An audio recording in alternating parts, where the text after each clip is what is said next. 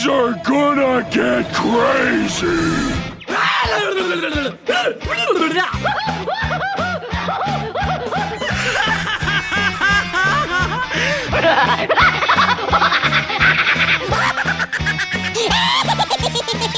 Most everyone's mad here.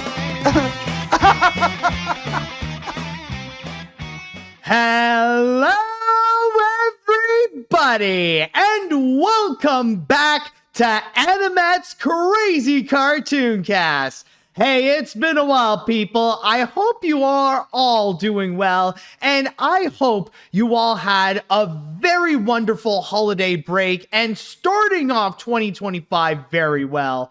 I know that with my holiday break, it was very nice, but also I will admit that my start of 2025 is a little bit rough because I am fighting a bit of a cold, or I think it's a cold, but the point is that I do feel a little bit sick, but I have gathered up all the energy I can in order to go and do this episode. So if there are moments where you may notice that maybe my energy is a little bit lower than usual, or if I'm coughing or stuff like that, well, then you may know a little bit why. But either way, though, whatever I have in terms of sickness, that's not going to stop me from doing this episode. And since we are in a brand new year, we are going to go and have one more little look at the previous year. Oh, and by the way, I have noticed that we do have a couple of new fishes here.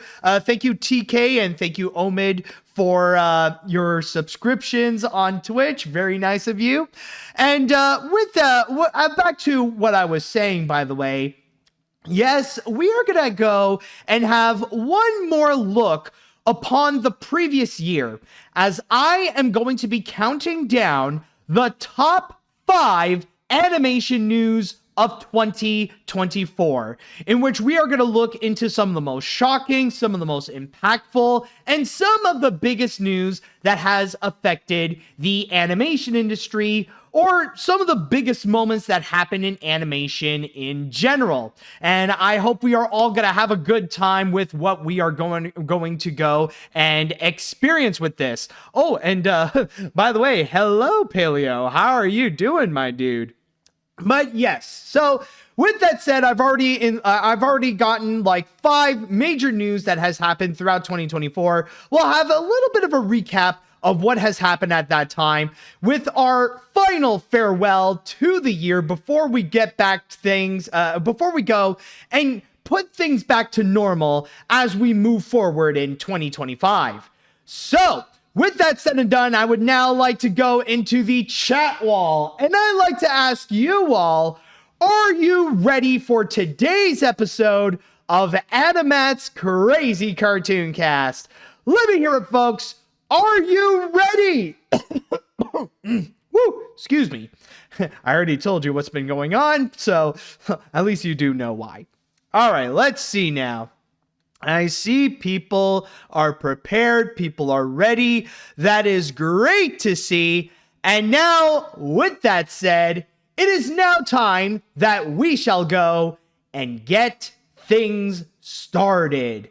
Now, let's go ahead and begin with our number 5, in which this is easily the most shocking animation news of the year, even though it's not necessarily something that left a massive impact in terms of the long term for the rest of the year and beyond.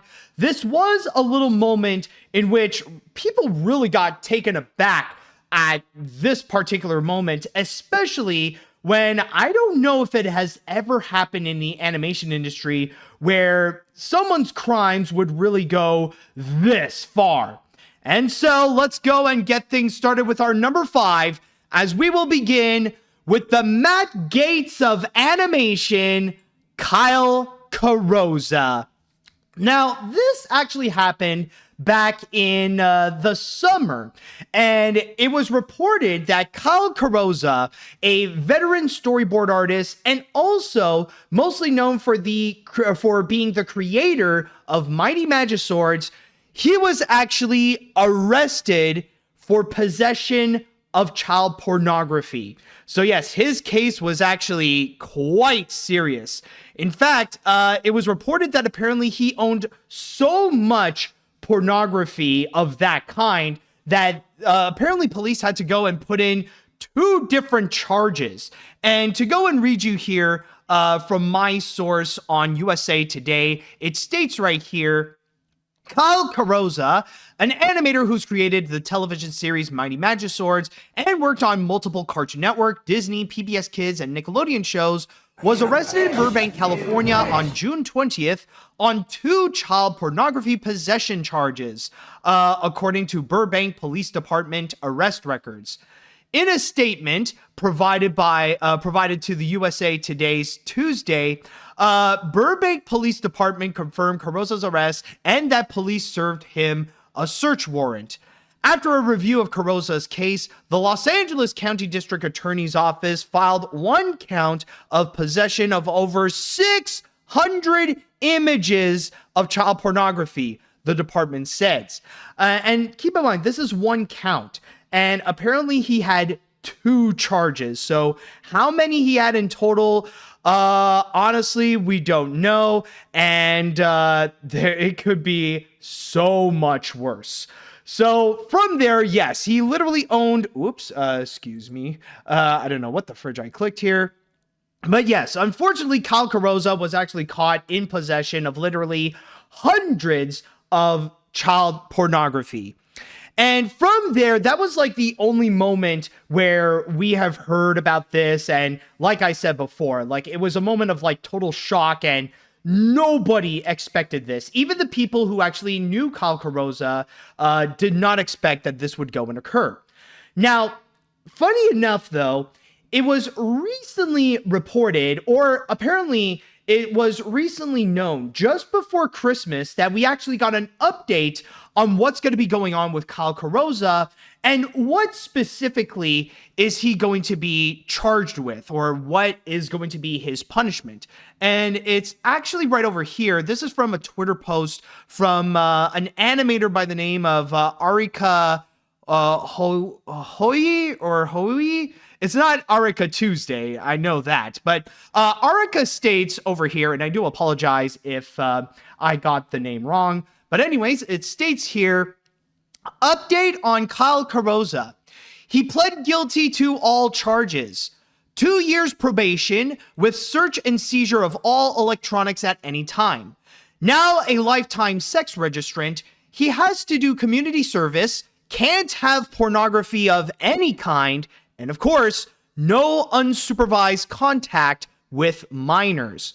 So in that regard, he officially got his sentence. He officially got his punishment. And apparently so far, it's just going to be 2 years probation, along with those additional factors like being an official registered sex offender for the rest of his life. And I know there are many people out there who are upset about that particular sentencing, that it's not necessarily enough and that he should have gotten so much more for what he has. And I completely understand that, but, you know, unfortunately, it is what it is, and we cannot necessarily control what kind of punishments that people would go and serve.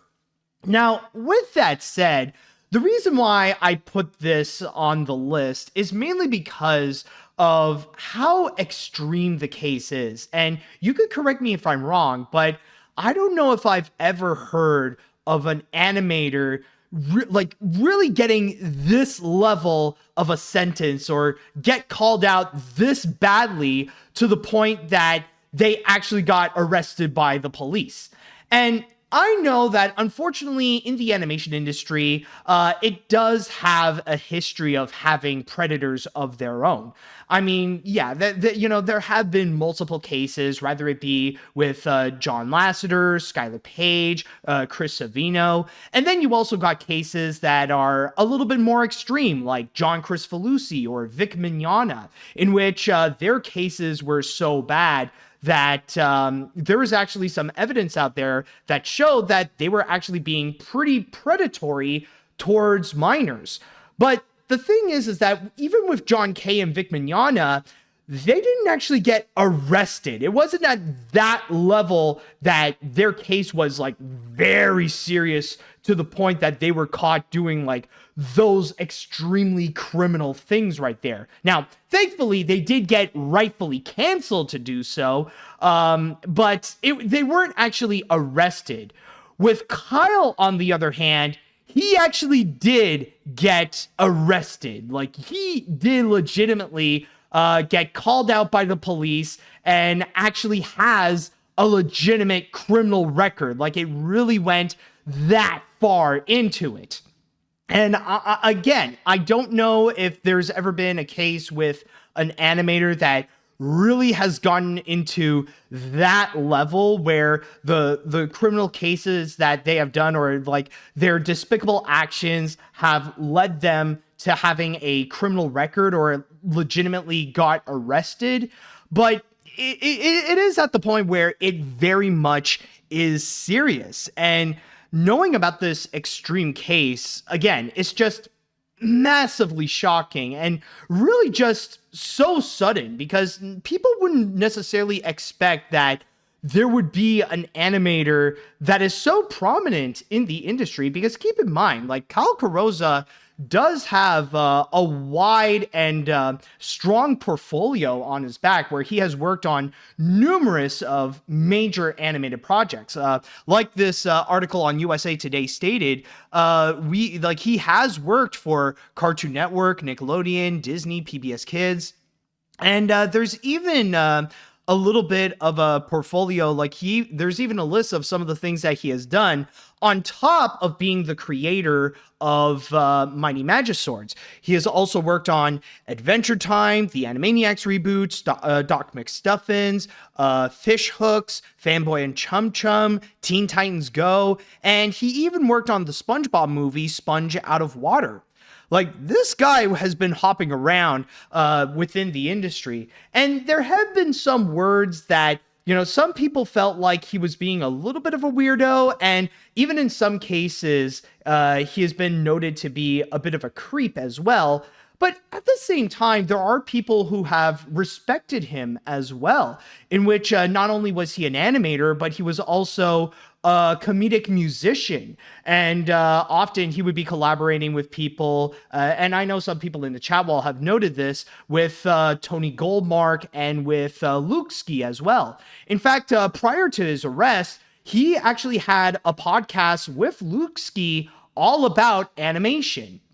But this is not to go and call out people like Tony or Luke Ski or anything. They didn't know about this either. And when the arrest was announced, they did not hesitate to call him out and completely disconnect from him at whatsoever. And I'll even admit, there was even at one point when I did interact with Kyle Carrozza one time, when it was a moment when I was invited to Tony's podcast, Escape from Disney Vault, and I was a special guest alongside with Kyle.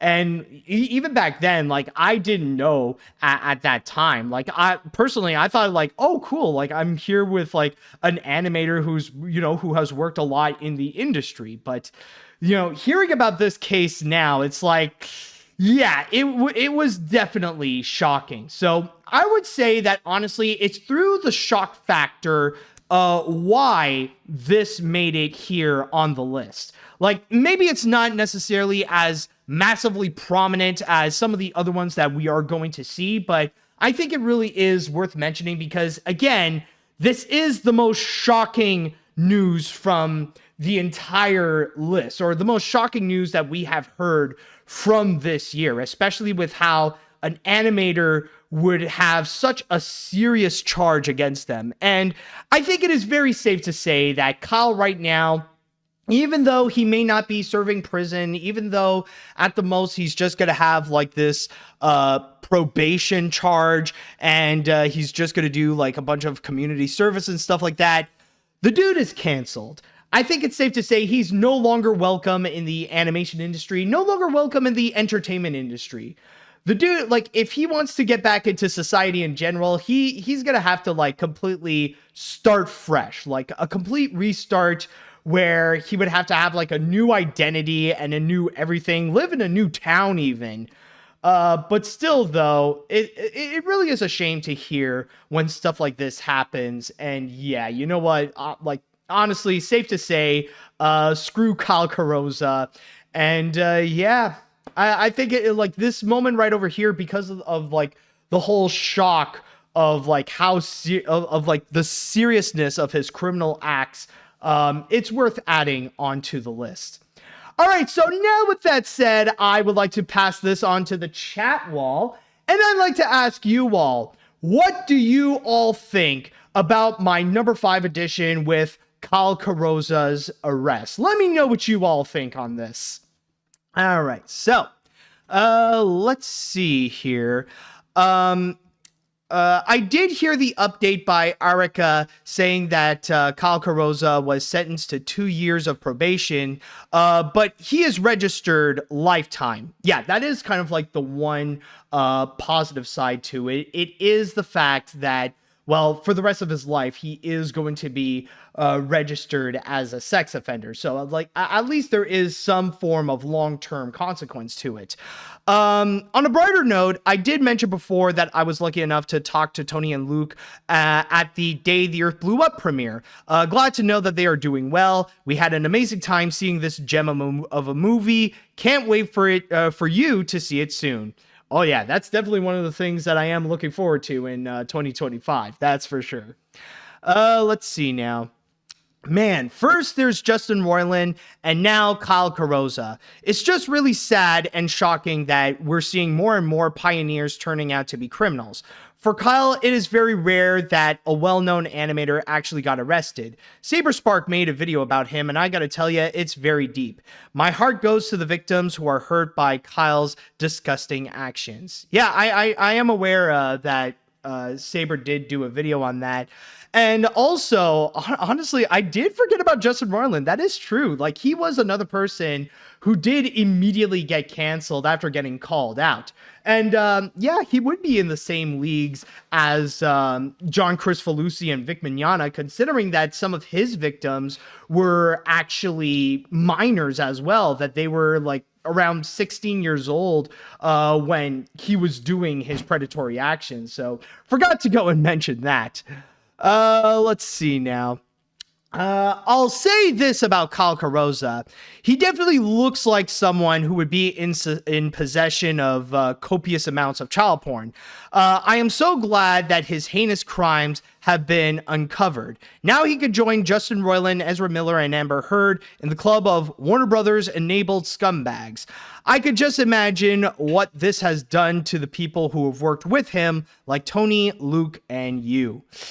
I don't know. Like, I'll just say that for me, don't worry about me because my connection with him is minimal, while Tony and Luke, that their connections are a little bit more prominent. But again, they're not in contempt. They're not like, there's nothing that they could be held accountable because of this situation.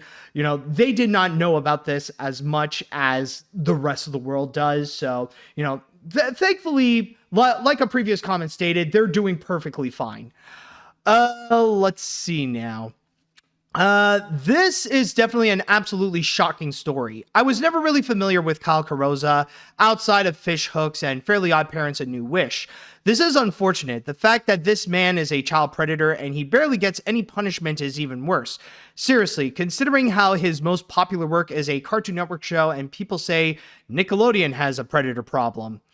Yeah, well, again, I know that it is controversial to discuss about if the punishment that he got is deserved or he should have gotten more and stuff like that. And I understand the anger that people feel, that they think that he deserves a whole lot more. I do get that. But again, we don't have much control about those decisions. And I mean, it's not like Donald Trump, who's like literally getting away with everything despite the literal crimes that he has committed, including like the actual felony charges. Like, at least with Kyle, like, he is going to be getting some form of consequence. Not to mention the fact that, again, for the rest of his life, he's going to be considered a registered sex offender, and there's nothing he can do in order to go and change that. All right, I think I'm going to go and read one more comment here. Let's see what we got. From what Erica has said, and yes, I was aware of the update, this guy shouldn't be touched by a 10-foot pole. If there's any more creeps in the animation spectrum, I wouldn't want to associate with Lasseter, Kyle, Royland, and John K. Just saying. I'm going to stick to my own sectors and don't associate with those people. Yeah, well, actually, there is one more comment to go and read. It's good that Kyle Carrozza is gone. He looked like a lazy guy. His face is weird with strange-looking beard like a cartoon character. Okay, let's, I just want to go and mention this right now. Let's, I understand that there's a lot of hate for Kyle Carrozza, and understandably so, but let's try to hold back a little bit on the physical appearances. All right, that might be a line that you might unnecessarily cross. Yes, he is an absolute villain, but that doesn't mean that you should be enabled to go and do those kinds of bullying tactics. So just want to give you all a little bit of a heads up on that. I hope victims are safe and that Lindsay Smith character designer divorced Kyle Carrozza for good after 10 years. There are better beginner storyboard artists that need to get hired than Kyle. Oh, don't you worry. I think I think his job has been easily replaced by many other talented artists. So this is all to go and mention about the number 5 spot being Kyle Carrozza, the Matt Gaetz of animation. All right, so we're going to go on to our first break. And when we do come back on our next story, we are going to look into a battle, something that in 2024, animation fans and animators have been very much anticipating for, and it was only until recently that this battle was resolved. So stay tuned for that one as we are going to look into number 4. Okay, welcome back. Now, for our number 4 spot, we are going to go and talk about a moment that when the year began, it was one of the most anticipated things for animation fans and for animators. This was the time that they were waiting for, especially when they saw back in 2023 that epic strike from both the writers and the animators, from the writers and the actors. Sorry about that. The animators were looking at that and they were ready to go and do the same thing, especially when their union contract was almost up and it was time for them to go and make some negotiations. Which is why, at number 4 over here, it is the Animation Guild's New Deal. Now, when it comes to the Animation Guild, it was reported that in August that their contract was almost up. And it was soon going to be time for them to go and negotiate with the Alliance of Motion Picture and Television Producers, or the AMPTP, in which you may know as the big studios, like Netflix, Warner Brothers, Disney, Universal, Sony, and all that kind of stuff. That they would go and have a big discussion about them, about some of their demands, not only for better benefits and for better pay, but also for better protection against potential threats such as AI. And on this website in particular, which is tagnegotiations2024.com, there's actually a section that did very well to go and actually capture the timeline, to go and highlight what has been going on, even describing what they have done in order to go and prepare themselves for that potential deal and for those negotiations, in which they go all the way back to October and November of 2023, starting with their discussions of what they want and stuff like that, setting up their committees, going into town halls to discuss about their demands of what they need. And then, of course, there are the moments that they have to go and actually have negotiations with the AMPTP. And that was starting from August. And from there would be a lot of negotiations. And they do put up a good fight. The AMPTP and the Animation Guild, they went back and forth again and again and again discussing about what they potentially wanted. And at the same time, there have been a lot of marches that they would go and set up, in which the Animation Guild would be in front of places like Warner Brothers, DreamWorks, and Netflix to go and let their voices be heard about what they wanted. So it went all the way down right until November, specifically right over here on November 23rd, in which the last one in this timeline, it actually says, after 19 non-consecutive days of negotiating, the Animation Guild reached a tentative agreement with the AMPTP. To which from there, they took that deal and they let their voters, they let the members decide to see what they wanted to go and vote. And it was just before Christmas, on December 23rd, that it was revealed that the deal has officially been ratified.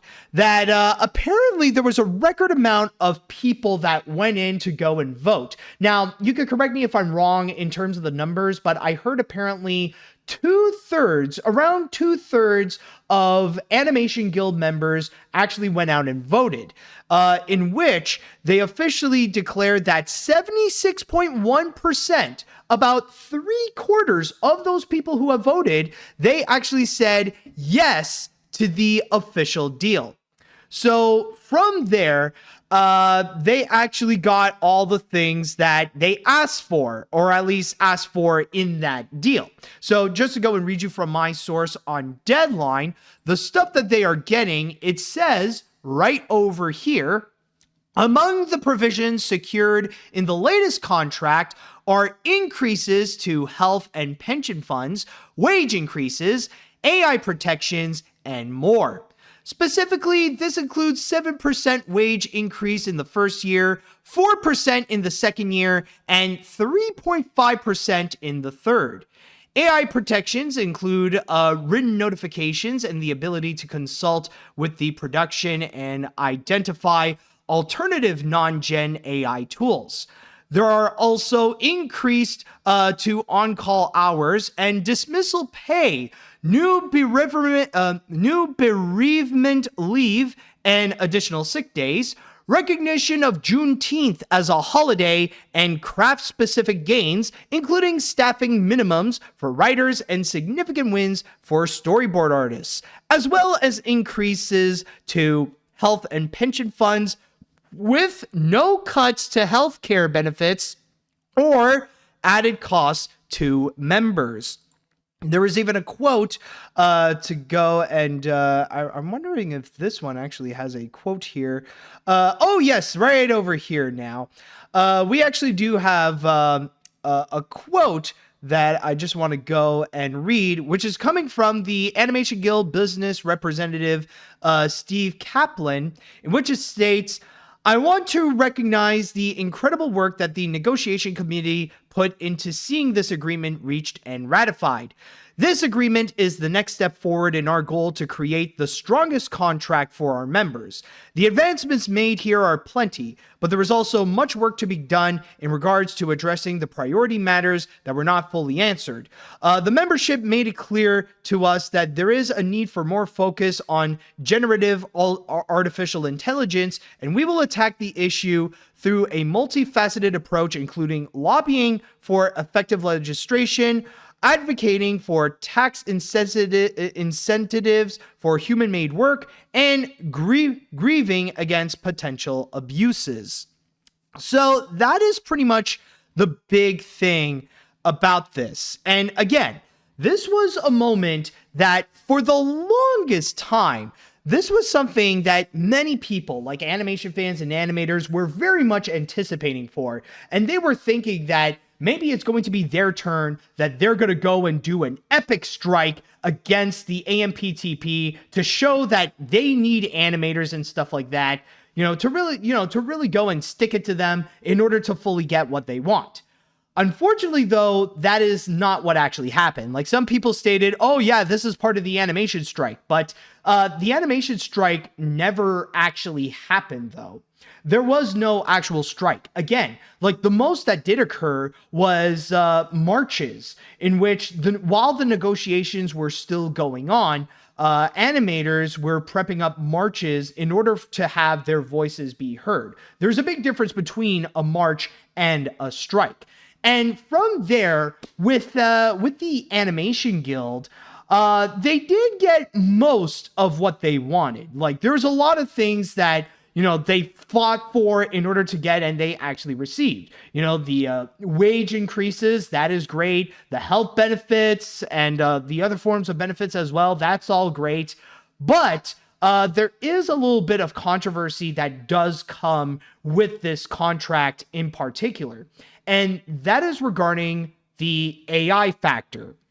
Now, it is true that technically there are some AI protections that animators do have, but they're not necessarily major. The biggest one, however, is just regarding the fact that, well, they could still be replaced by AI. Like, there is no provisions that can actually stop studios from taking something that is AI generated instead of actually hiring animators to go and do the animation.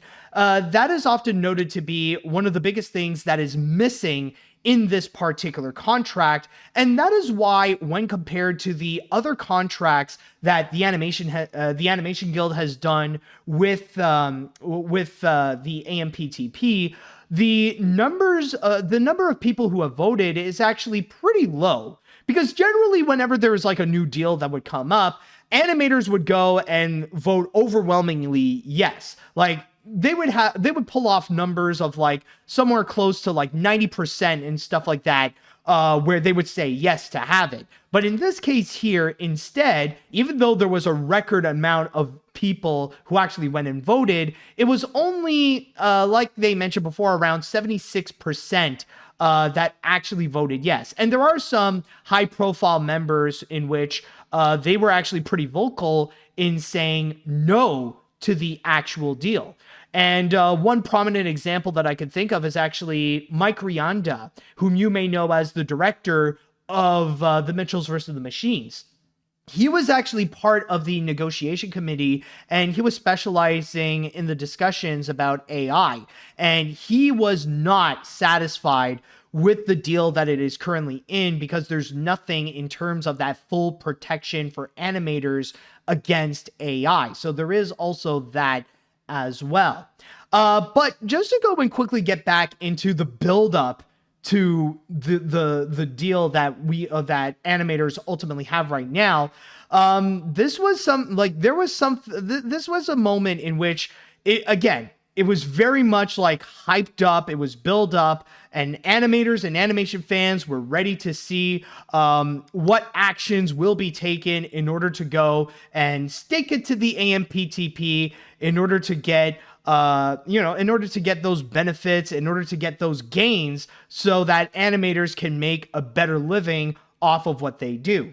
And it's also worth noting that there were even a series of cartoons that kind of got popular as the negotiations were going on. And these were little cartoons from Jellybox Animation. I believe it's Jellybox Studios, that they created a series of shorts that educated people about the deals that are going on and why it's important to animators, and even having like two prominent characters that got so popular that there was even a little trend to ship them together. Like, there was these yaoi romance posts between those two characters, like the guy who is like informed on like all the deals and stuff like that, and the guy in the green shirt who is like unaware and like wondering what can we do about this. Like, there was a moment where those two were actually being shipped.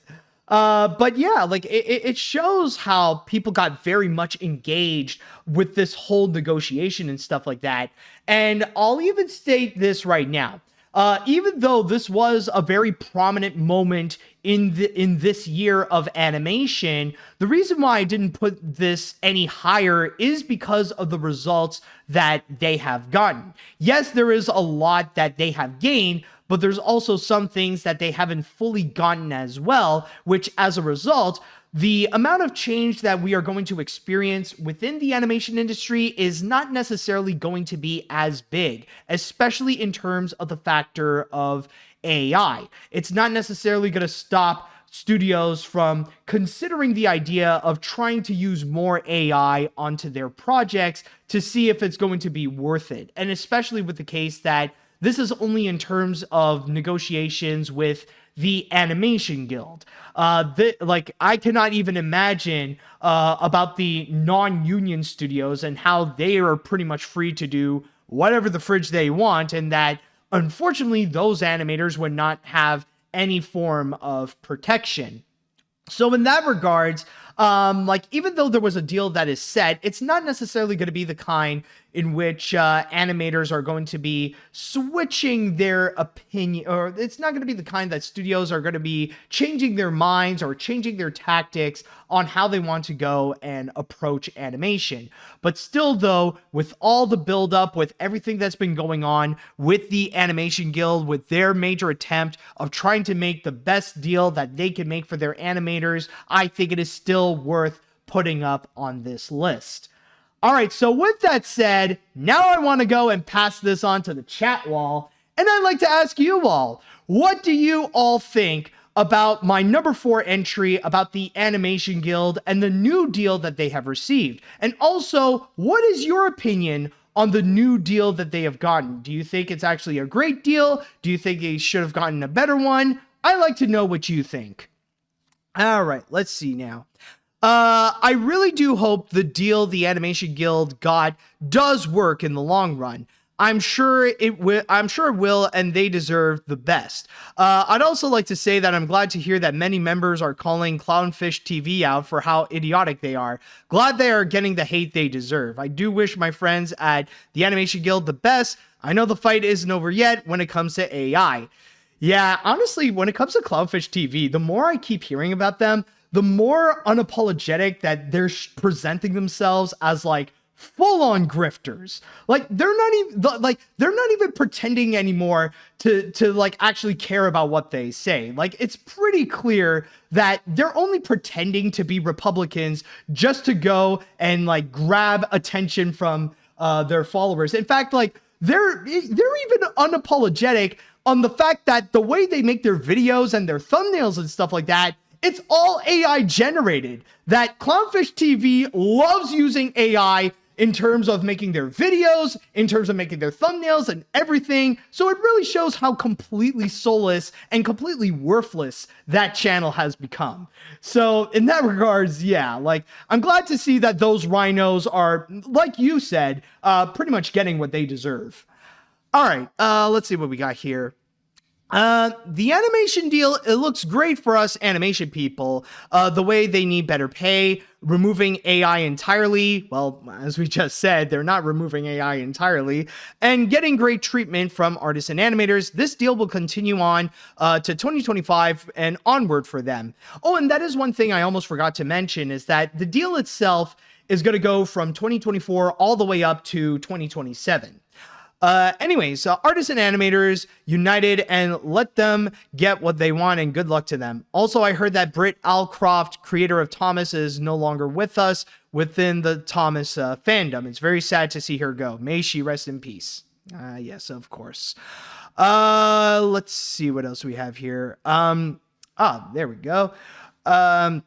I am hoping that the animators will continue to fight for their rights to work in the industry and for animation studios big and small, and I am still sketchy about the deal. Speaking of which, any thoughts on Flow winning Golden Globes over Wild Robot and Inside Out 2? It's astounding that an indie animated film outside of America would win a major award over a big studio animated film. Well, okay, for the Golden Globes thing, I'm going to go and save my thoughts onto the next episode, possibly. So I'm just going to go and keep my thoughts onto that one, because I'm sure there's a lot to go and discuss about Flow winning the Golden Globes, even over The Wild Robot and Inside Out 2. But I do want to state, you actually bring up a very good point, and it's one of the major reasons why I put this at number 4 and not necessarily anywhere that's any higher, because the impact that this new deal has made it's not necessarily as strong as some people are hoping for, because animators will still have to go and fight for their rights. They still got to go and fight against AI being used in their projects and stuff like that. So in that regard, that's why with this new animation deal, it's like, yeah, there are some great things about it, but then there are also some other things that they got to continue to keep on pushing so that they could still maintain a living and that they can go and keep their jobs. So there is that factor as well. All right, let's see what we got here. The deal, while a step in the right direction, this really seems like the guild members got screwed over. And all this strike accomplished was giving the studio more power. With such weak AI protections in place, I feel like the studios will just outsource more animation work to non-union studios that use AI rather than stopping the use of AI altogether. This feels less like a victory and more like a begrudging return to more or less the status quo.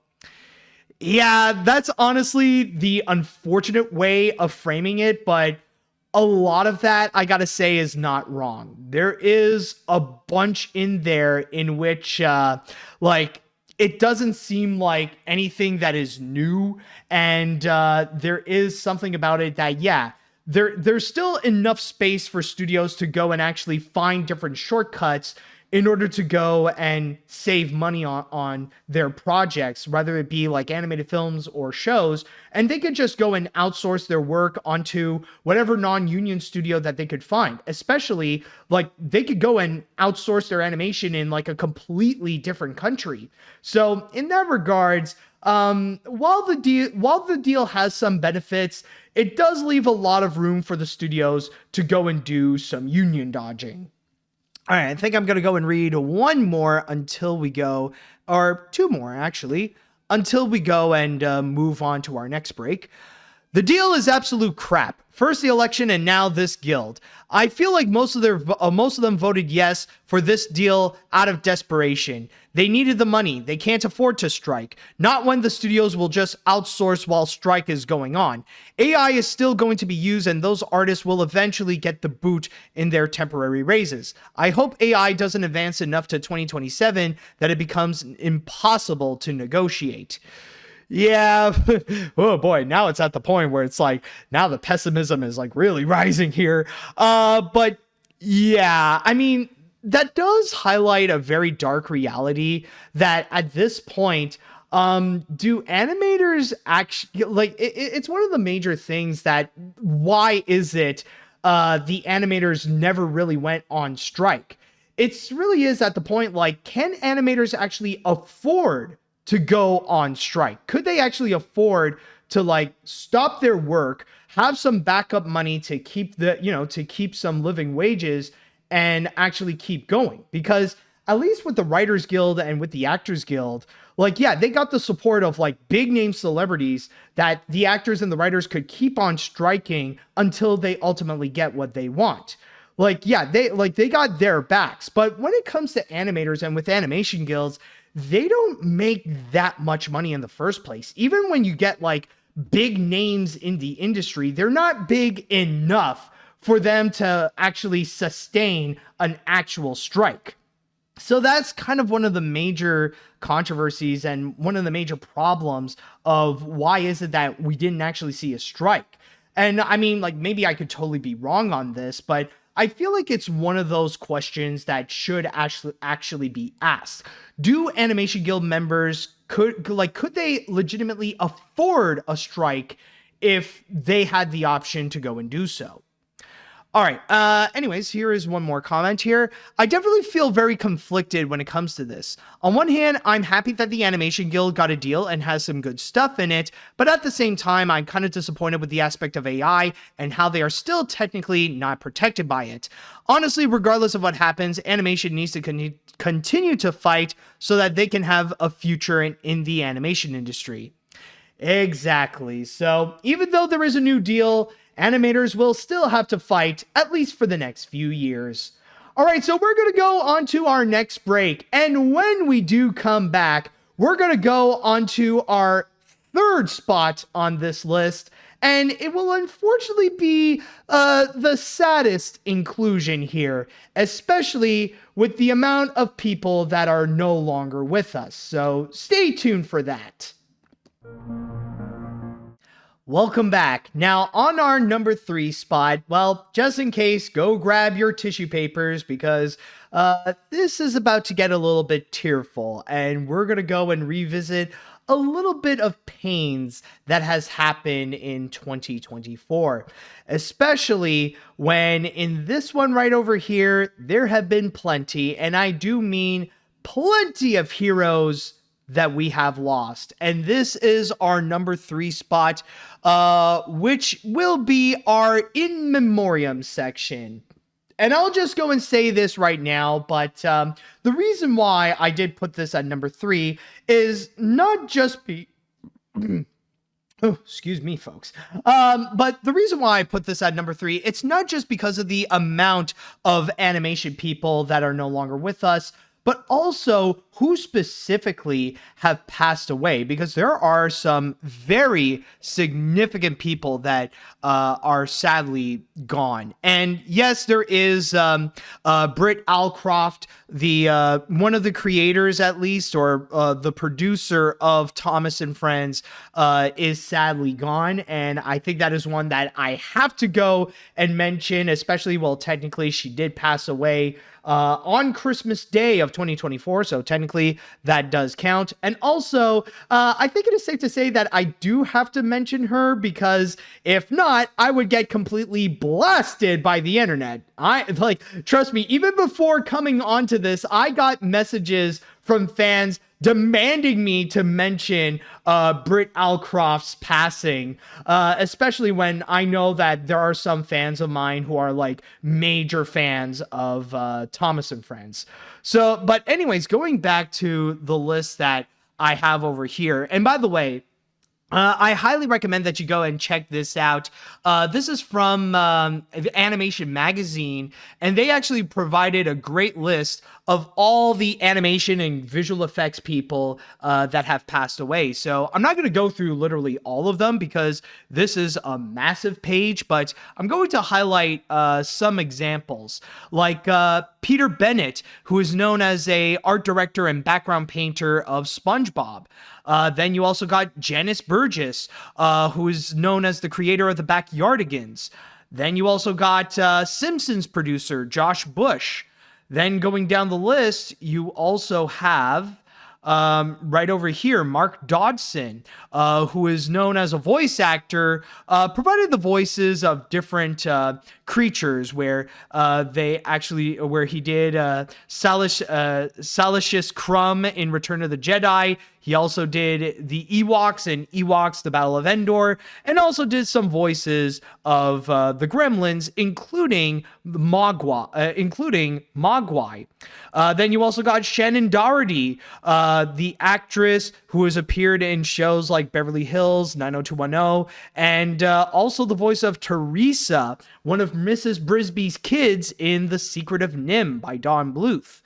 Then following afterwards, we also have, let's see if we got another prominent one worth mentioning. Yes, this one here, Christopher W.G., the longtime technical director at Disney. Then on top of that, we also got David Graham, who is known as the voice of the Daleks. Then following afterwards, we got Mark Gustafson, the stop-motion veteran and the Oscar award-winning co-director of Guillermo del Toro's Pinocchio. Then following afterwards, we also have, right over here, James Earl Jones, the legendary actor who did the voice of Darth Vader in Star Wars and Mufasa in The Lion King. As well as actor John Kenny, the Irish actor, actually, who you may have heard his voice in Song of the Sea and Wolfwalkers. Then we also have the passing of Chris Christopherson, known singer and actor who has done some animated voices as well, including Land Before Time 6. Then on top of that, we also have Tony Award-winning actress Linda Lavin. Then we also have Rachel Lillis, the prolific voice actor who is known as the original English dub voice of Misty and Jessie from Pokemon. Then on top of that, we have also Taiki Matsuno, who has done several animes, but is also known as the voice of Agumon in Digimon Savers and the Japanese voice of SpongeBob. Then following afterwards, we also got legendary model designer Kent Melton, who has done a lot of models for studios such as Pixar, Laika, DreamWorks, Disney, and Warner Brothers. Then on top of that, we also got Bob McKnight, who is a prominent storyboard artist and animator who has worked on a lot of 2D shows and movies, and some fan favorite ones, including Mickey, Goofy, and Donald, The Three Musketeers, Bambi 2, Tom and Jerry, The Wizard of Oz, Looney Tunes cartoons, and his final credits being The Day the Earth Blew Up, a Looney Tunes movie.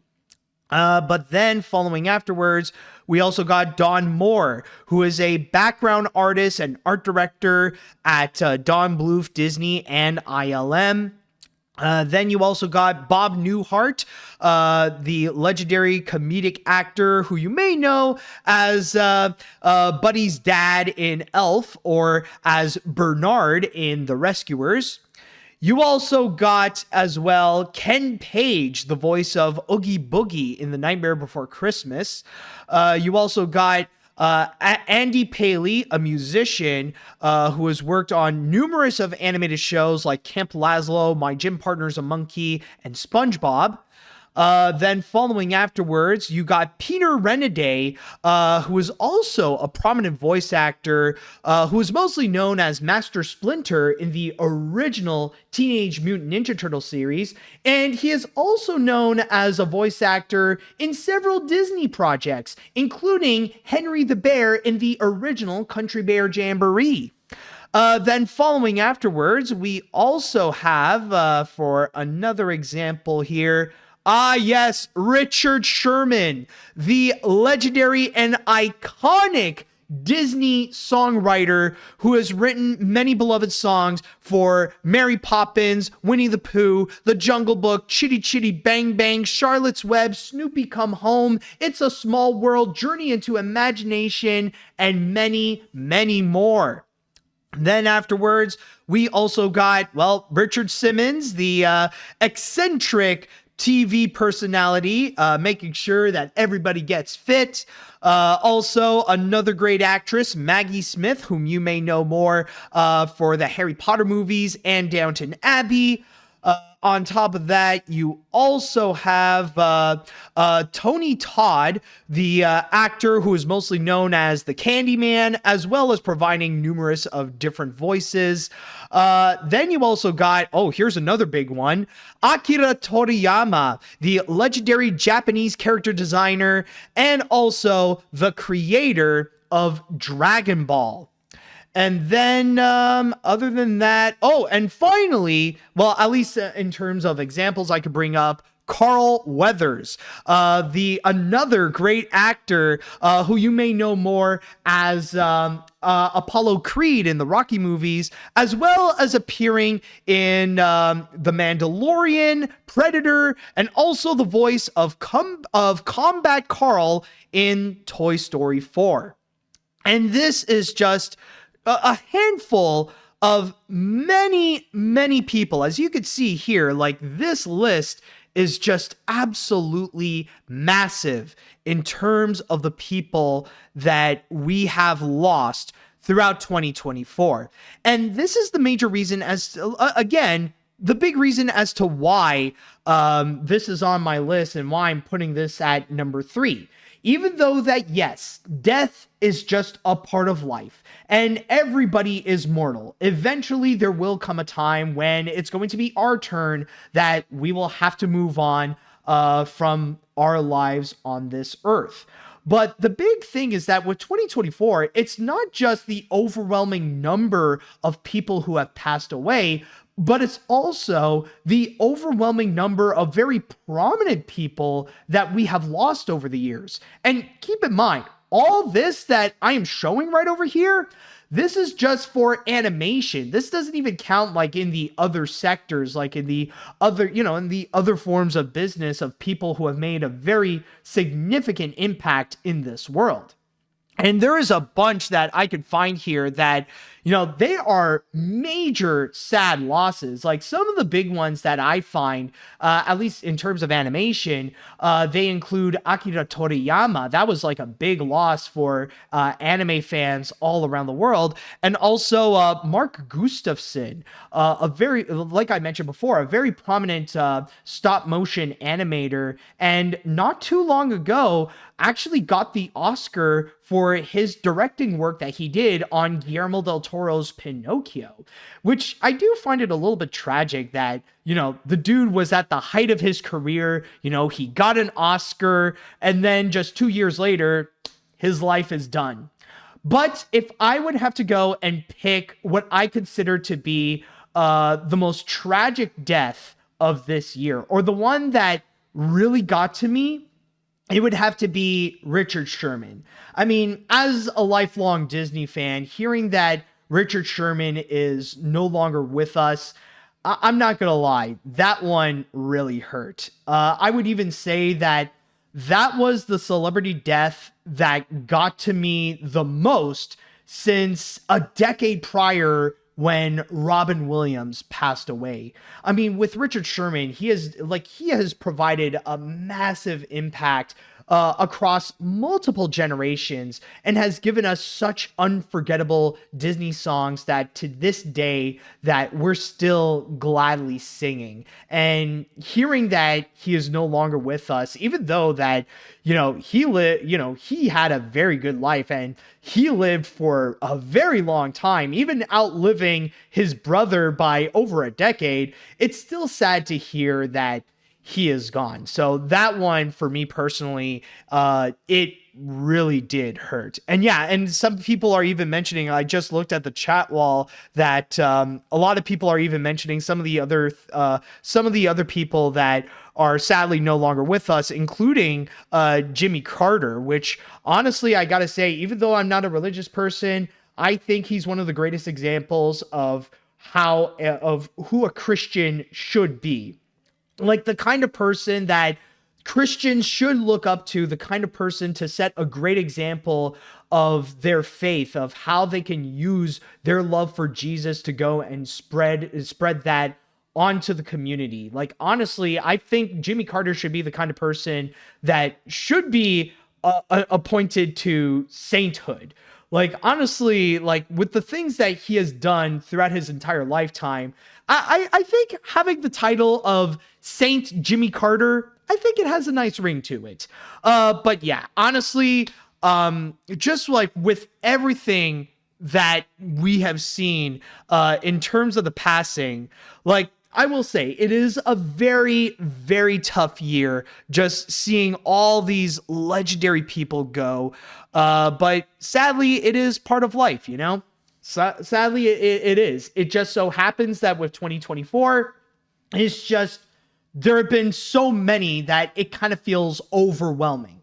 So with that said, I just want to say, may all these people rest in peace and that their legacy will shine on for many years to come, many centuries even to come. So with that said, now I would like to go and pass this on to the chat wall. And I'd like to ask you all, how do you feel about the passings that we have seen throughout the years? And go ahead and mention which passing in 2024 impacted you the most, or like which one was the passing that really stood out for you? Let me know what you all think. All right, let's see now. Being a big otaku, I was heartbroken over the news of Akira Toriyama. This guy shaped my childhood with anime and video games. Chrono Trigger is the greatest video game of all time. It made me mad when some people on social media disrespected his legacy. Where would media be overall if it wasn't for Dragon Ball? If it wasn't for Dragon Ball. There we go.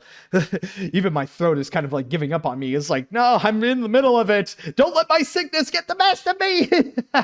But anyways, yeah, no, I do get what you mean, because like with Akira Toriyama, he didn't just shape what anime is today. Like, he shaped what media is today. Like, he's probably, like, next to Hayao Miyazaki, one of the most influential Japanese artists in animation, or even in comics as well. Or I know some people would say manga, but then again, like, if we're talking about in general, I mean, there's a lot of manga that has influenced anime, and what he has done as well has a big influence onto comics. So yeah, I completely understand why you would say Akira Toriyama. He definitely is one of the biggest losses in terms of animation in 2024.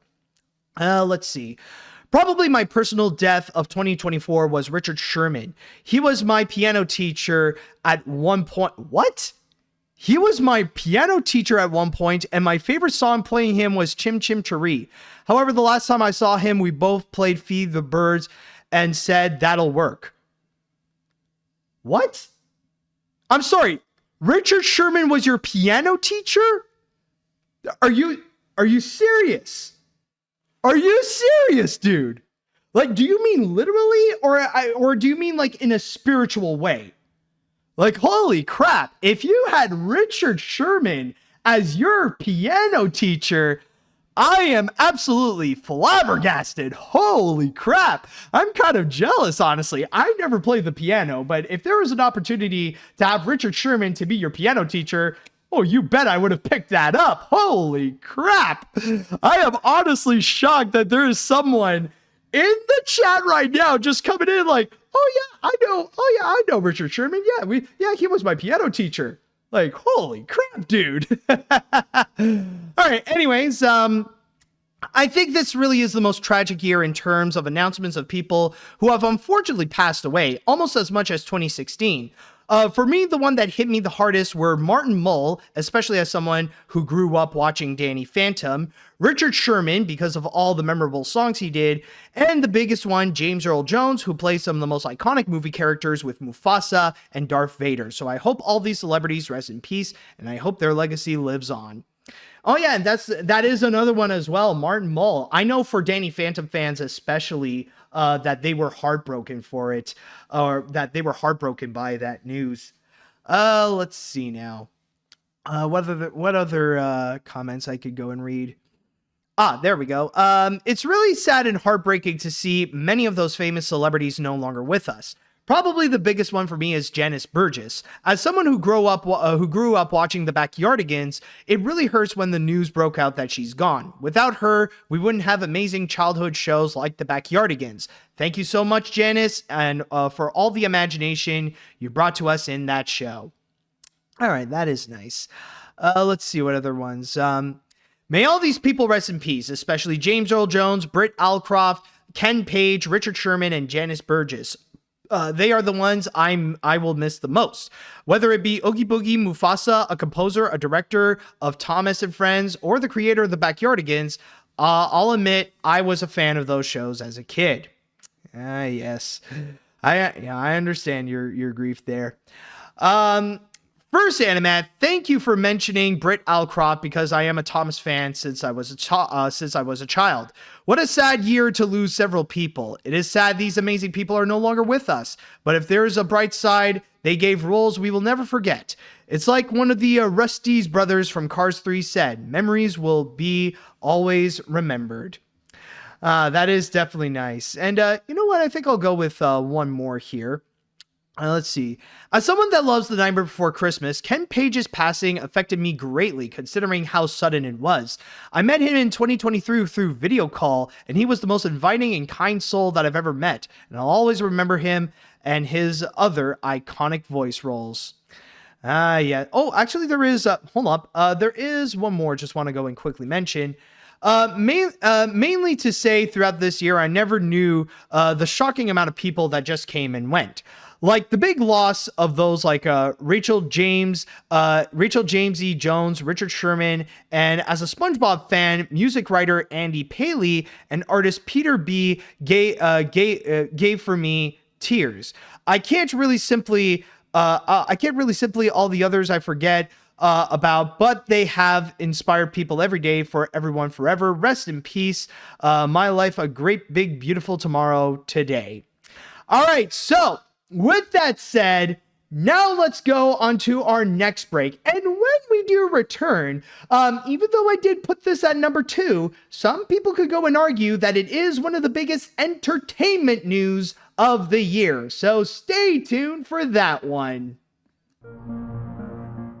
Welcome back. Now on our number 2 spot, I honestly have a very good reason as to why I didn't put this at number 1, because you would think that after the months that this story has been developing, and especially with the sheer size that this is about a major studio that's looking for another chapter in its life and to not just, disappear, you would expect big things about it. But let's go and actually explain all this as I look into my number 2 spot, which is the Skydance and Paramount deal. So as you may recall, for several months in 2024 and even a little bit prior in 2023, Paramount was looking for a new buyer. Things had been going pretty badly for the studio. In fact, it was almost a casualty of the pandemic. And it was at the point that they realized that if they wanted to go and survive, if they want to continue the Paramount legacy, then they need to find a brand new owner, because being in the hands of the Redstone family, well, that's just not enough, especially when trying to double down or with the business practices, trying to lean in on Paramount Plus. It really did not work out well. In fact, it worked out horribly for them. And from there have been a lot of talks about who would be a potential buyer, who would be the new owner of Paramount. And there have been rumors speculating that, maybe it would be Warner Brothers, and then we would see a merger between Warner Brothers and Paramount. But that didn't happen. But then there is also Sony Pictures that could step in, and that they would be the owners of Paramount, and that they would do a merger with them as well. But that didn't really work out, and plus the fact that there are some ethical questions, considering that, well, the parent company of Sony, the Sony Corporation, is from Japan, and having foreign influences working on some American TV networks, well, that's going to be highly controversial. But amongst all of them, even like with those, investment firms and with other studios and stuff like that, the one who has always been a top contender, the one who was always considered to be the most likely to go and acquire Paramount was Skydance. And they had been going back and forth, and there were a few times that the deal didn't seem to work out, and that Paramount would just go and step back and maybe look elsewhere to go and find a deal. Ultimately, they did go with Skydance. And I just want to go and jump onto here, which my source is Variety. And just want to go and make a statement about what the deal entails. So just to go and read this paragraph, it states, the complicated three-way transaction that will take Paramount, CBS, and the former Viacom assets out of the hands of the Redstone family for the first time in decades. The transaction still faces a complicated process of regulatory approvals, in part because the deal involves Paramount Global's television stations, which triggers the involvement of the FCC. Skydance and its partners will invest more than $8 billion in an effort to reinvigorate aspects of the company. Skydance says the deal has an enterprise value of $28 billion, with Skydance itself valued at $4.75 billion. So at this point, even as I am recording this right now, there are still a lot of things that Paramount and Skydance has to do in order to go and actually settle the deal, in order to make sure that they can actually make things happen. But so far, they do have a deal in place in order to go and be made. So at this point, though, now with the deal happening, what does the future hold for Paramount? Well, at the most, when we do go to Paramount's website with this little press release, we do have some notes about what could possibly hold in their future. So just to go now and read you from my source on Paramount's website, it is stated here that Ellison Family and Redbird Capital Partners to invest over $8 billion in new Paramount and to acquire the parent company National Amusements, Inc. Paramount Class A stockholders will receive $23 per share in Class stock elections. Class B stockholders to receive 50% per share in cash stock elections. Cash consideration available to public shareholders totals $4.5 billion. Now, to get into the actual points here, next generation leadership team to take the helm, led by David Ellison as chairman and chief executive officer, and Jeff Shell as president. Skydance plans to enhance and reinvigorate marquee Paramount and CBS brands. Then we also have new Paramount will be a creative-driven destination for storytellers dedicated to delivering top-quality content.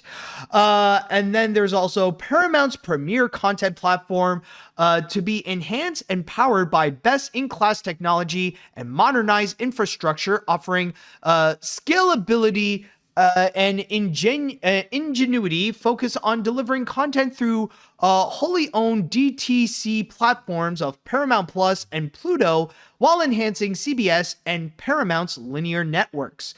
Ellison's team plans to reposition Paramount to improve profitability, foster stability and independence for creators, and enable more investment in faster-growing digital platforms.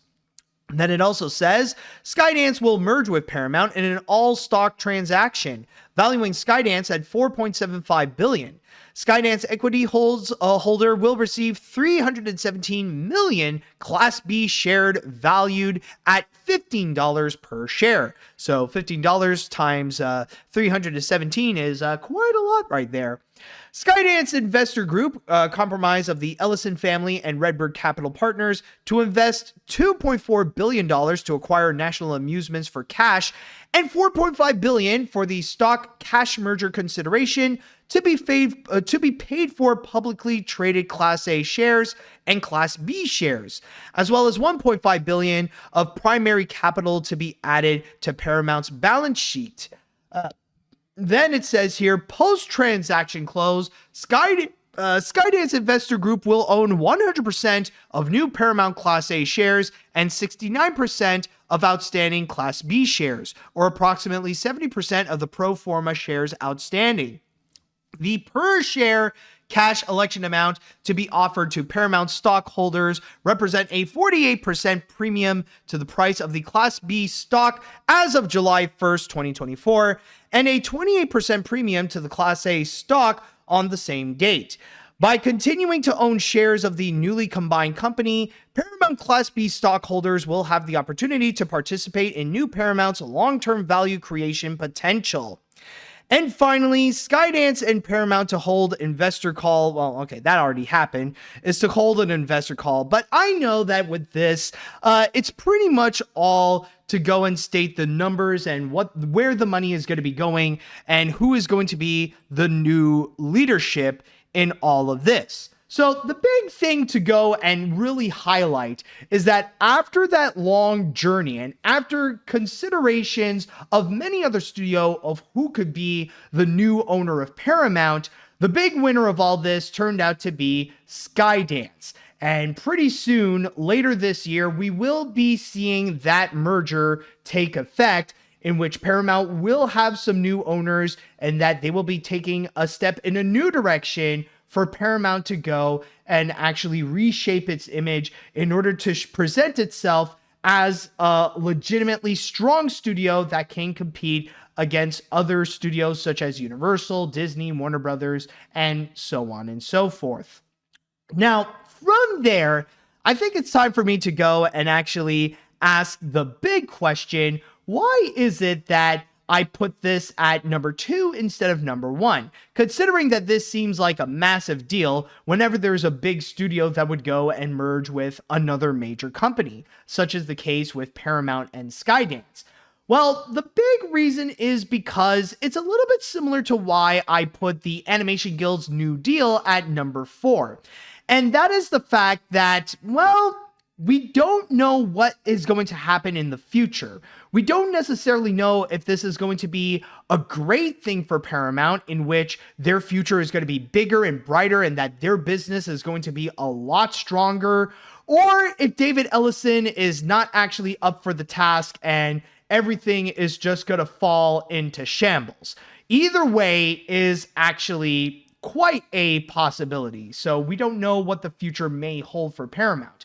And that is especially the case for its animation division, because this also does apply to animation as well, considering that Paramount has a very prominent animation department, especially with Nickelodeon. And on top of that, now that Paramount and, well, consequentially Nickelodeon is going to be in the hands of new owners, what does this mean for the future of those IPs? Because there's a lot of big ones that we don't know how their future is going to be. Rather it be SpongeBob, Fairly Odd Parents, Rugrats, Teenage Mutant Ninja Turtles, Garfield, Avatar: The Last Airbender, The Loud House, and several others. This is going to be a big game changer, and their future, and not to mention some of the others as well, like considering that this just recently got released, the future of the Sonic the Hedgehog movies. Like, what is the future that is going to be held with those things, and how are they going to be under Skydance? And that is going to be a big mystery, probably a bigger mystery than how are the Ellisons going to handle Paramount. That, honestly, we don't know, especially with the fact that we have been hearing a lot of rumors of how things could possibly be. You know, we heard about the possibility that maybe its animation department will be shaped like this, or maybe it'll be shaped in a different way, or maybe it won't change at all. And I've heard many different rumors that keep passing around. I've heard speculations that things are going to remain the same, that Paramount Animation and Skydance Animation are going to be two completely separate entities, where Skydance is going to remain with their deal on Netflix, while Paramount is going to be focusing on releasing animated films theatrically. I heard there's going to be a big merger between the two, where they're going to blend Skydance Animation with Paramount Animation. I heard Skydance might go and get their hands on the Nickelodeon properties and Paramount's properties as well, that they could be doing projects with those things. So maybe the next SpongeBob movie or the next Avatar movie might be in the hands of Skydance Animation. We honestly don't know. The future is going to be such a big mystery, and the best thing we can do is just wait and see. We don't know what specific plans that David Ellison has in mind with what he wants to do with his animation division, especially when there is a bit of controversy related to Skydance Animation, especially with the elephant in the room, John Lasseter. Like, is he just going to remain at Skydance Animation, or put him in a bigger position where he's going to take over both Paramount and Skydance, you know, kind of do like what he did at Disney, where he would be like the chief creative officer of both Skydance Animation and Paramount as well, to go and be in charge of like the Nickelodeon stuff? We honestly don't know. And that's why we have to go and stay vigilant to see what the new plans are going to be. Now, I heard that I think it's going to be more or less around the springtime that is when the deal will be fully taken effect, and when David Ellison is truly going to take over Paramount and be the new CEO and stuff like that. So maybe by that point, we'll see, like, throughout 2025, we're going to start to see the consequences of what Paramount is going to shape up to be when, when David Ellison takes over, and then the Skydance influence is going to be a part of all that. We'll wait and see with how things shall ultimately go. But honestly, it's hard to determine, like rather if this is going to be a good thing or if this is going to be a bad thing. Because on one hand, sure, this is what Paramount absolutely needs in order to go and survive, because without the deal, well, there may not be a Paramount in the future.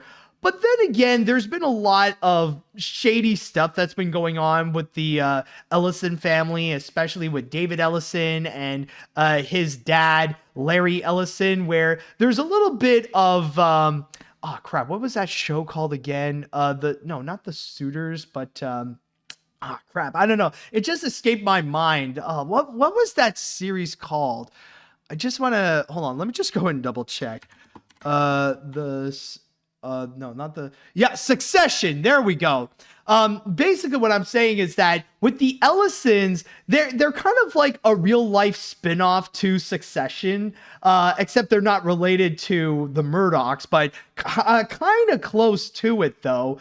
So honestly, it's all of a matter that, I know I keep on saying this, but we just got to wait and see with what this ultimately means. The fact that this happened, yes, it is an absolutely major deal, and it is worth putting it in our spot. It does count as like one of the biggest entertainment news in general. That yes, it also does affect animation, which is why it is also on this list. But rather, if this is a good idea or if this is a bad idea, if it's great for Paramount or if it would ultimately screw them over, that is something that we will have to go and wait and see. Now, with that said, though, I know I said a lot about my piece, but what about you, though? I would love to hear what you have to say. So please write on the chat wall, what do you all think about the number 2 spot? And how do you think the Skydance Paramount deal will go? All right, so I'm honestly not that surprised this happened. With how much of a bad state Paramount has been in, they pretty much have no choice but to merge with Skydance to survive. However, I am wondering a couple of things. The future of Paramount Plus, since that got them in the mess in the first place, and the future of Nickelodeon because of how they do not have a good reputation right now because of the Quiet on Set documentary. But also Paramount Plus recently removed even more Nickelodeon shows from the service. Yeah, that is also another mystery. Now, from what I've seen, it looks like they want to be a little bit more confident and like try to give Paramount Plus even more of a big boost. You know, they want to keep on trying to make that a thing, but I don't know. Like again, we'll see how things will go. But at least I am a little bit more confident to say that I don't think Paramount Plus is going to be going anywhere anytime soon, because they're still going to try to make this a legitimate competitor against Disney Plus and Netflix and all that kind of stuff. I mean, maybe there is a possibility that in the long run, they're going to ultimately drop it because, you know, things really did not work out for them and they'll just distribute their things onto Netflix maybe. But for now, though, at least I am confident to say that the Skydance people are going to try a crack at it in order to make Paramount Plus work. Let's see. I find it ironic that Paramount disassociated with Skydance Animation because of John Lasseter's hiring. Now Skydance is now getting Paramount. I'm very concerned what they will do with animation, since now they have Paramount Animation and Skydance Animation. Also, did you see the recent photo of John Lasseter at the Spellbound premiere? He aged, well... Yeah, I actually did see that, and, oh boy, yeah, he's not in great shape. I will say, the time between his firing from Disney and how he is now, especially with those photos of how he was at Spellbound. Actually, you know what? I want to see if I could go and find that, actually. Here, I want to see if we could actually go and check out a picture right there. Oh, there he is. Oh yeah, there he is. Yep, there he is right over here. And yeah, it's not well, okay, it's not necessarily a great picture. I wish we could find a way to go and yeah, okay, right. Okay, you see a better pic over here, and it's yeah, age is coming at him. Like, I know that with John. Oh dear. Oh, I just saw another photo, and it's like, oh no. Oh, this is bad. Like, Yeah, right over here, like John next to Rachel Zegler is like, oh no, this does not look like the ending will go well. This is like, oh no. Oh no. Oh, this looks like it's bad news right over here. But going back to John, it's like, yeah, that like much like his reputation, the hairs on his head are kind of leaving, which is not bad, but again, I think it's a great example of how age has not been kind to Lassiter. Yeah, I just thought it would be worth mentioning. Okay, anyways, let's see what we got here. Honestly, I still have no clue where to go with this. I just view this and I sometimes wonder who really is the winner of this deal. On one hand, I do think Paramount is the best choice since they seem like they have a chance to help out each other in giving better content. On the other hand, the leaders of Skydance aren't exactly people to root for, considering their past works had been anything but good, all from a disgraced leader. I may be jumping to the conclusions for all it's worth. I can certainly hope it. Yeah, I mean, like, maybe hoping for the best is like the best thing that we can do. Let's see now. John Lasseter's Nickelodeon won't last if his health is an issue from him. And the company, honestly, Ellis should have really called a good PR firm if he wants to afford it. Not to mention both Luck and Spellbound are less rewarding than demanding. However, on the lighter side of this deal, Paramount is surviving compared to Warner Brothers Undiscovered. Yeah, honestly, it is worth mentioning that it is also another discovery that we had this year, is that apparently John Lasseter's health has not been going well. Now, there is a little bit of good news. We haven't heard anything extra since in terms of how his health has been going, but there was that health scare that was reported that apparently he was going through some serious surgery. What is it specifically? That we don't know, but it does put his health into question if he has some years left before, like either in general or just working in animation. But you even saw in the pictures right there where his photos are not necessarily great per se. It's like, he's been healthier, but it is honestly something that is kind of concerning. But let's see what we got here. Any other comments that I could go and read just to go and double check over here? Let's see. I'll go with you, and then we're gonna go on our next break. Am I excited for Skydance Paramount merger? Don't know, but I am disappointed that many Nickelodeon shows have been removed from Paramount Plus, because every greedy CEO doesn't care about animation, but more about SpongeBob and South Park these days. By the way, I do invite a storyboard artist named Sia Mystery as a special guest on your podcast. You could talk about her career, the animation industry, the Animation Guild, and her YouTube channel. Okay, well, I mean, we will have to wait and see on that. But, okay, so that is our number 2 spot. And we're going to go on to one more break. And when we do return, I will go into the number 1 animation news of 2024. Can you guess what it is? Well, you're just going to have to find out after the break. All right, everyone. Now, before we go and get into our number 1 spot, I do want to go and mention some honorable mentions, because there were some stories that almost made it into the list, but they didn't, because their impacts were not as strong as the ones that I have listed before. But I do feel like they are worth bringing up so that we would remember more of what happened back in 2024. So I actually got 3 of them. Number one is The Boy and the Heron, in which earlier in the year, it made quite a surprise when it turned out to be the big winner at some award shows. Like, a lot of people were thinking that Spider-Man Across the Spider-Verse would end up becoming the big winner, especially with many of the accolades that it has gotten, especially at the Annie Awards. But The Boy and the Heron was the one that came out with the big wins, including for the Golden Globes, the BAFTA, and the Oscars, all of which for, of course, Best Animated Feature. Then there is my second honorable mention being MeTV Toons. MeTV Toons that has officially premiered in networks in which it has presented itself as one of the, or possibly the biggest TV channel that is completely dedicated to airing retro cartoons.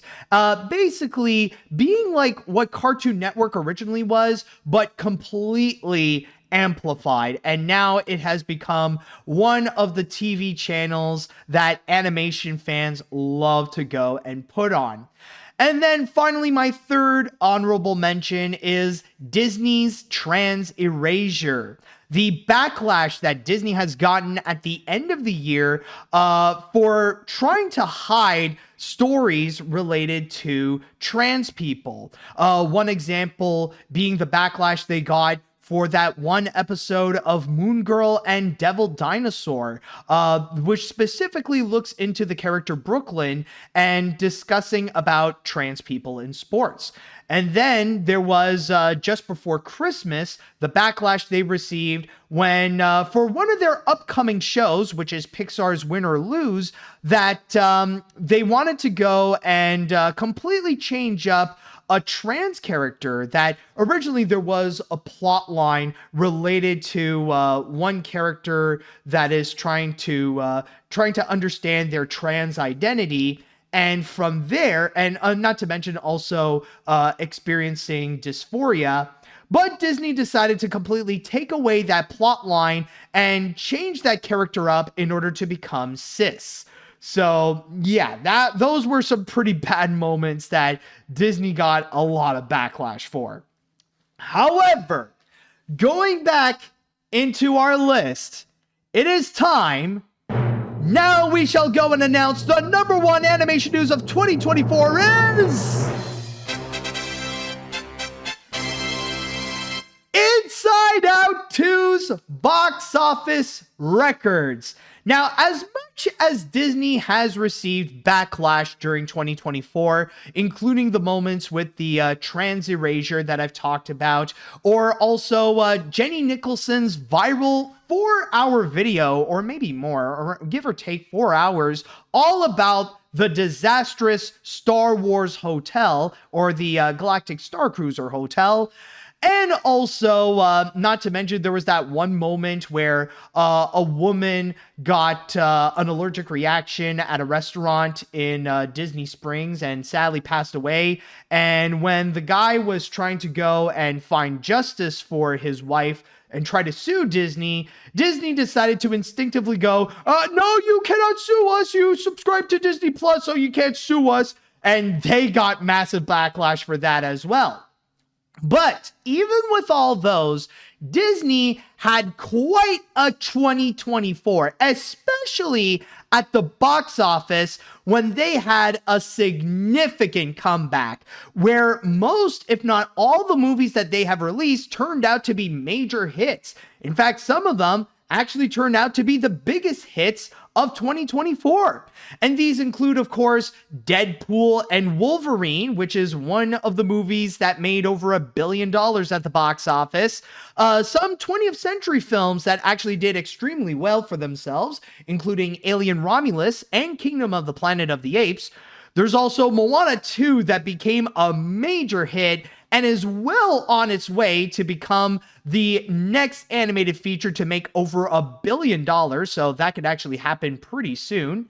And then there is also Mufasa the Lion King, and I know many people are going to probably hate me for saying this, but honestly, it looks like Mufasa is indeed going to become quite profitable, actually. That pretty soon it's going to make over $500 million, and it will actually turn a profit for Disney. So yes, even with the competition against Sonic the Hedgehog 3, Mufasa is still going quite strong for itself. But of course, the big one that we are going to go and discuss about is actually Inside Out 2, which is not only Disney's biggest hit of the year, but it is the biggest hit of the year in general. And the amount that it has made at the box office, it has been breaking record after record after record after record in order to become the massive success that it is today. Where now it has made over 650, where it has made, or almost, it has made $653 million domestically, which makes it so far the highest grossing animated film domestically of all time. It has made internationally $1,045,000,000 or almost $1,046 million internationally, which alongside the 2019 Lion King remake is the first ever animated feature to make over $1 billion internationally, and now making a worldwide total of nearly $1.7 billion. And because of that, it is now considered the brand new champion as the highest grossing animated feature in history. Oh, I almost forgot to mention that when I was reading the domestic, international, and worldwide total, that I was using my source on Box Office Mojo. And now jumping onto this list here on Wikipedia, among the list of the highest grossing animated features in history, yes, Inside Out 2 is now officially at number 1, in which it managed to beat out Frozen 2 and the 2019 Lion King remake. And this, I gotta say what you will about how Disney is, what they done in 2024 in terms of the box office performance with the movies that they brought out, holy crap, it was one of the biggest comebacks of the year. Especially when you look past, like when you look at the previous years of what happened to Disney ever since the pandemic came out, like they have been struggling in terms of trying to bring audiences back. And I mean, they've had a few hit movies from time to time, like Guardians of the Galaxy Volume 3 and stuff like that. But more often than not, they were having a hard time with releasing their films on the big screen, especially when they turn out to be massive box office bombs. And if they want to have a successful movie that, you know, that would gather a lot of attention, they would have to put it onto Disney Plus.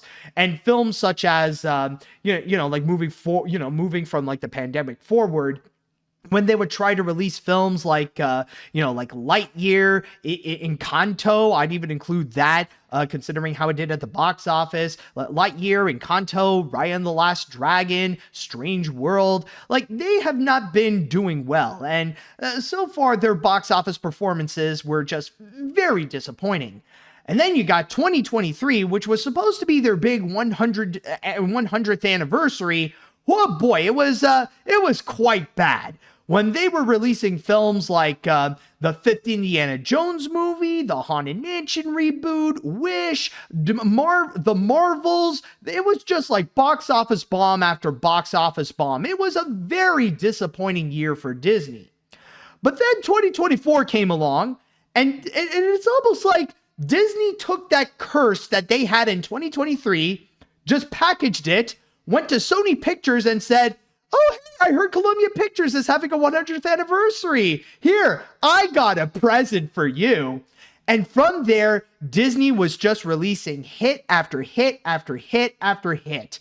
And not only are all the movies that they have released in not only do all the movies in 2024 that have made over $1 billion, that they all belong to Disney, with Inside Out 2, with Deadpool and Wolverine, and pretty soon we'll also include Moana 2 on the list, but especially with the massive milestone that they have received with Inside Out 2.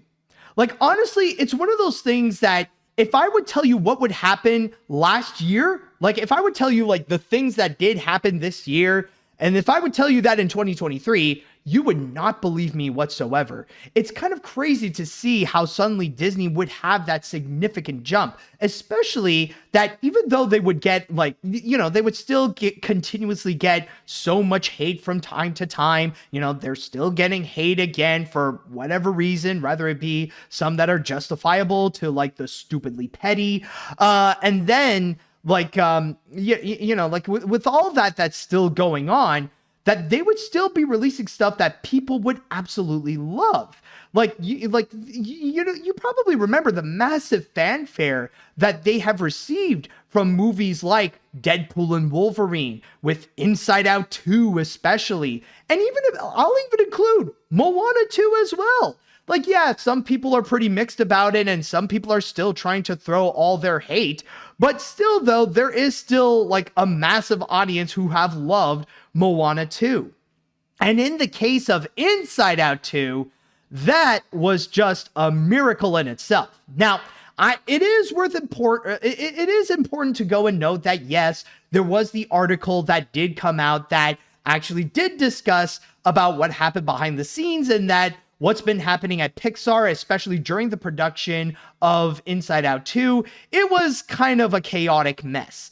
But then again, you would argue the same thing about Spider-Man Across the Spider-Verse and all of Phil Lord and Chris Miller's productions, of how they're also chaotic mess that are nightmares for animators to go and experience. And if those films like Across the Spider-Verse can still get love, then so would Inside Out 2.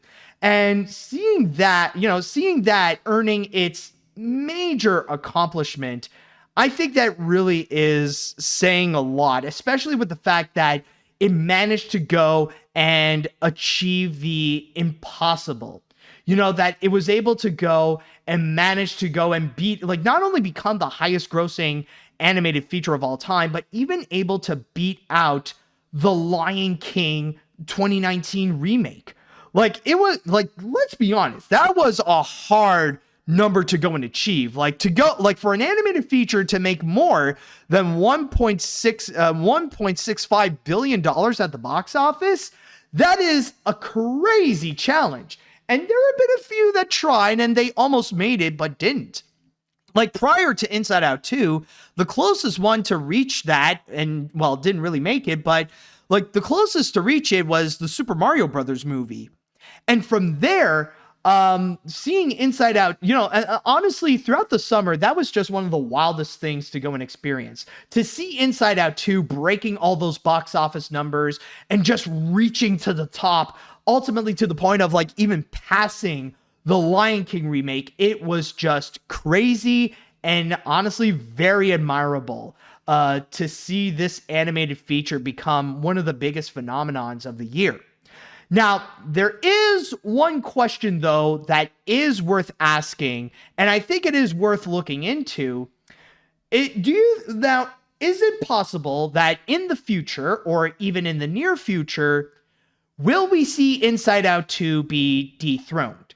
Is there a possibility that Inside Out 2 could one day no longer be the highest grossing animated feature of all time? In that regard, honestly, I don't know, or at the very least, not in a very long time, because what Inside Out 2 was able to go and achieve, it's incredible. And to see an animated feature to go and repeat that success, it's going to require quite a lot. But if I would go and make my guess of which animated film could possibly go and do so, I think it could be Frozen 3 and 4. And only on one condition, though. I'm not just saying, like, oh, just Frozen 3 and 4 in general, somehow they'll make it to the top. No. It's only under the condition that it could beat out expectations. If Frozen 3 and 4 can suddenly come in and prove that it could even exceed the expectations of what people may think that the film would go out, that if it could even go and beat out all the Disney hate that would keep accumulating again and again, to blow those people away and to make the love much stronger than the Disney hate, then in that regard, I think there might be a possibility. I think maybe. Now, there is still that chance, though, that, well, maybe there is that likelihood that even if that does happen and won't beat out Inside Out 2, and yes, that is true, there is that possibility. But, again, if Frozen 3 and 4 could beat out all those expectations, getting high praise from critics and audiences, I think there might be a likelihood that maybe it could beat out Inside Out 2, and maybe, just maybe, could become the first animated feature or the first animated features in history to make over $2 billion at the box office. Repeat that same kind of success that we have seen before, like with Avengers Endgame and Avengers Infinity War, or the other way around, technically. But if they could go and actually achieve that, I think there is a strong possibility that it may do so. And I do see people in the chat wall, they're bringing up some different ideas. Some people are thinking maybe Incredibles 3, maybe Zootopia 2, maybe Toy Story 5, or maybe Shrek 5. Those could be possible. I mean, you could be right. But if I would have to go and guess about an animated feature that could beat out Inside Out 2, I'm saying for now, maybe Frozen 3 and 4. So those are just my guesses. I could totally be wrong. But with that said, though, all this to go and say that, yes, I do believe that this is the #1 animation news of 2024, especially with the unbelievable record that it managed to go and break. Like, this is a historical record that it managed to go and beat out. So I know I've already stated this before, but congratulations to the Pixar team and for the animators who worked on this film for this incredible achievement. And I know that there are some former animators and former Pixar employees that are going through a hard time, especially with what the studio and what Disney is kind of becoming. I understand that, and I wish you all the best of luck. And I will say that the work that you have done at Pixar is just incredible, and it shows with Inside Out 2. All right, so with that said, now I would like to pass this. I would like to go and pass this to the chat wall, and I'd like to ask you all, what do you think of the #1 animation news story of 2024? Do you think it deserves to be the #1 animation news story of 2024? If not, what other stories do you think should also be worth mentioning? Let me know what you all think, folks. All right, let's see now.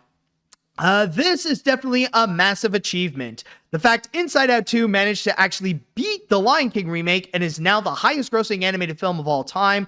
And we have an animated film that actually deserves that position. Not to mention Disney's box office comeback was impressive. And in terms of animated films from Disney, if you think Inside Out 2 and Moana 2 were big, Zootopia 2 later this year is going to be huge. Oh, I am definitely excited. I am absolutely hyped up for Zootopia 2. It's one of my most anticipated films of this year. And if that can go and actually beat those out, oh, we'll wait and see. I mean, do keep in mind that I am aware that later in that year, there will be some tough competition that Zootopia 2 is going to be facing, including the second part of Wicked. So in that regards, maybe there will be a bunch of movies that will take a lot of people's attention away from Zootopia 2. So, the competition might be fierce at that time, but still, though, I am hoping for the best for Zootopia 2. And if it does turn out to be great, then absolutely, it will be a big success for Disney for sure. Let's see now. This is a very, very, very well-deserved success for Pixar, especially when people at the studio went through so much anxiety due to things like COVID-19, layoffs, and so on. At least we can all agree that the pointless debate of the highest-grossing animated film of all time will not be going to resume anytime soon, since I seriously doubt Mufasa the Lion King will ever come close to that. Oh yeah, I mean, Mufasa is going to do pretty well, but Like at the rate that it is going, I don't think it's going to be on par with what the 2019 remake has done. Like, yes, it will be successful for Disney, but not that successful. So at least we could put that argument to rest there. Let's see. In the case of Inside Out 2, I'm very happy with the success. I know it was difficult and a painful journey to get the movie done, but everyone that worked on the movie, including a good friend of mine, deserves a big appreciation. I got to rewatch it again on the big screen in LA and got to talk to Kelsey Mann and Meg LaFauve on Saturday.